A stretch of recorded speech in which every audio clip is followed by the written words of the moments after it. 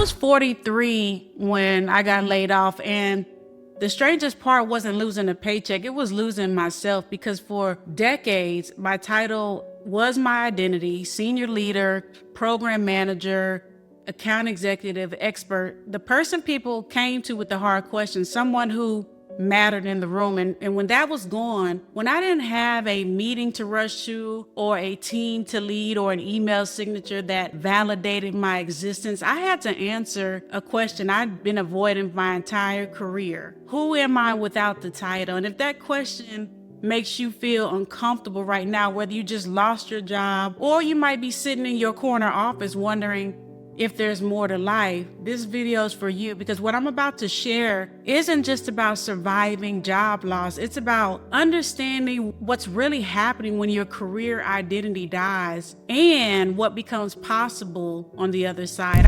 I'm Nicole, career strategist and corporate exit mentor. And let me be honest about something first. In our world today, your job isn't just what you do, it's who you are. Think about it. When you meet someone, what's the first question after what's your name? So, what do you do? And we've been conditioned to equate our worth with our work, our identity with our industry, our value with our title. And I spent the decades climbing the ladder, building that resume, collecting those credentials, and somewhere along the way, I stopped being Jraya, who happened to work in corporate, and became corporate Jraya. And the job didn't just pay my bills, it gave me structure, it gave me community, purpose, and proof that I mattered. So when it ended a few years back, it wasn't just a career transition, it was an identity crisis. And here's what nobody tells you: this happens whether you're forced out or whether you're the one choosing to walk away, because either way, you're killing off a version of yourself, and that's grief. So let's talk about what career identity actually is, because it's more complex than just I'm a marketing director or I'm a VP of operations. Your career identity is built on 3 pillars. First, your professional self-concept. This is how you see yourself, the internal narrative. I'm the person who solves impossible problems. I'm the leader people trust. I'm the expert in this specific thing. And this self-concept, it gets reinforced every day through your work, every project you complete, every meeting you lead, every problem you solve. And second, your social validation. Now, this is how others see you.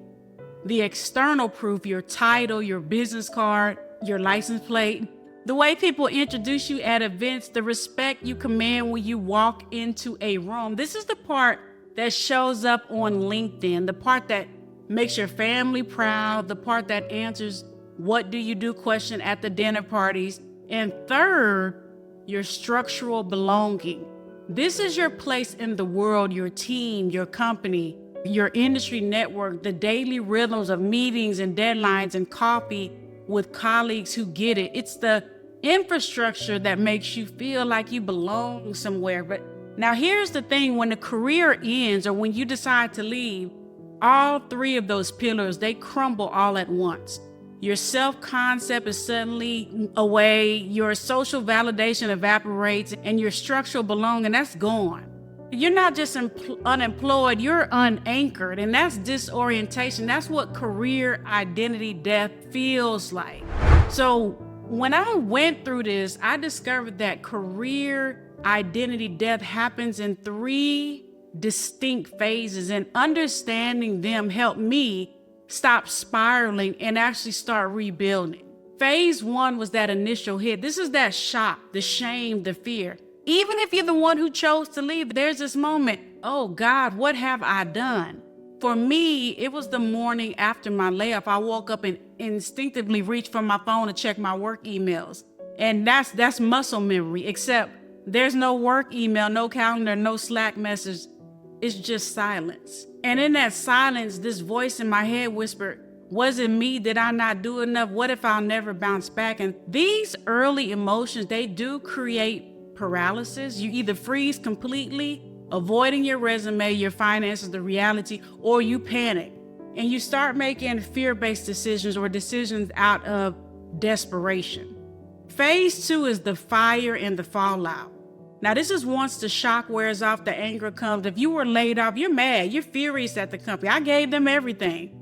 If you quit, you're angry at yourself. Why did I stay so long? But underneath that anger is something powerful.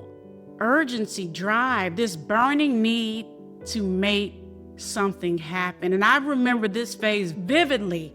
I was simultaneously enraged and energized, and I wanted to prove everyone wrong. I wanted to build something so successful that my old company would regret letting me go. But here's the trap. Without direction, that fire either burns bridges or it burns you out.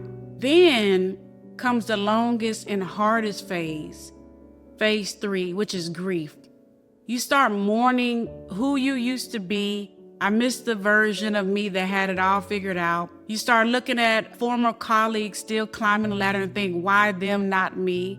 Which is a comparison trap. And you start questioning if this next move is even worth it. The bitterness can creep in right here.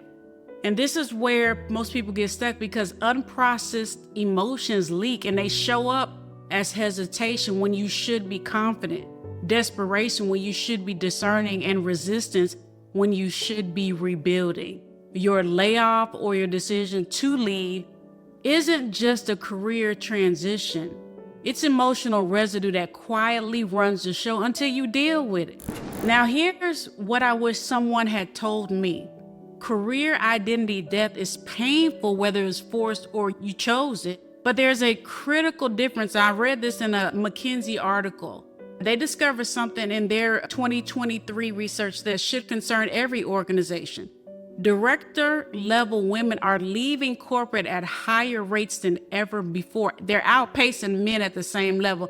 They call it the great breakup, but here's what the data really reveals. These aren't people who couldn't handle the work. These are high performers who built the expertise, delivered the results, earned the credibility, but infrastructure around them never caught up. The title, the compensation, the decision-making power. I want to call this the authority gap. This is the distance between who you become and what your current role allows. And here's the thing. I didn't get to close that gap on my terms. I was laid off. The choice was made for me, but if you're watching this video because you're burnt out, unfulfilled, feeling like success has become a prison, you have something I didn't have. You have time to plan. You can architect your exit instead of scrambling through it. You can leave on your terms with your reputation intact and your next move already designed. That's the difference between a crisis and a calling. And that's exactly why I do this work now, because I had to learn everything the hard way, and I'm here to help you do it smarter. So here's the real question. What comes after your career identity dies? And the answer is this: you get to build a new one, rooted in purpose instead of position. And this isn't about slapping together a new resume and finding another corporate job that recreates the same exhaustion and gives you a whole nother level of headache. It's about asking better questions. What did I actually love about my work, not just tolerate? What expertise do I have that the market actually needs? Or what would a career look like if I designed it around my life instead of sacrificing my life for my career? And for me, the answer became clear. I spent decades building other people's vision. Now I help mid-career professionals build their own. And I guide people who are choosing to exit corporate, not because they failed, but because they've outgrown the container. And I help them turn that career currency into a business strategy, their expertise into income, and their authority into something that they can actually own. Because here's what I learned the hard way. Your expertise, it doesn't disappear when your title does. Your leadership doesn't evaporate when you leave the building.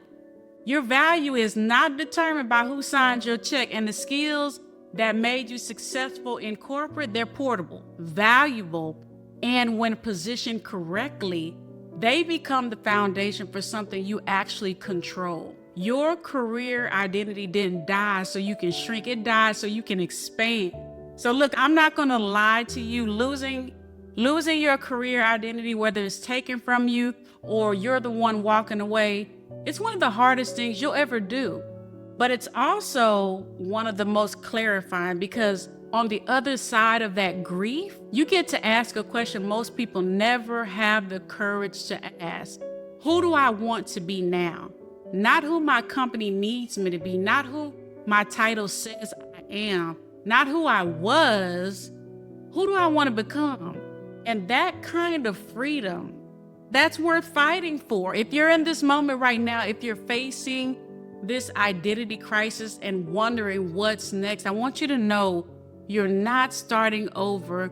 You're starting from wisdom, and you don't have to figure it out alone. And please like, share, and subscribe. If you found value here, your support, it helps this message reach more people who need to hear this. And drop a comment below. Let me know, what's the one thing you're learning about yourself in this season? Because sometimes naming it is the first step to answering it. Until the next video, make your next move your best move.